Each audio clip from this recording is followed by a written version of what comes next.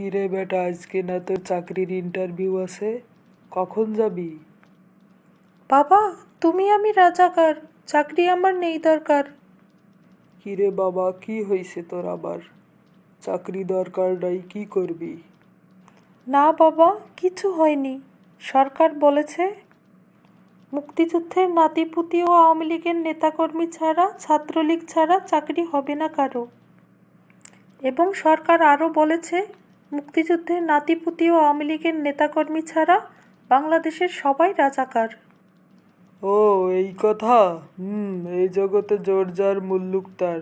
আজ সরকার ক্ষমতায় আছে, তাই যা খুশি তাই বলতাছে। ঠিক আছে, তোমার চাকরির ইন্টারভিউতে যাইতে হবে না।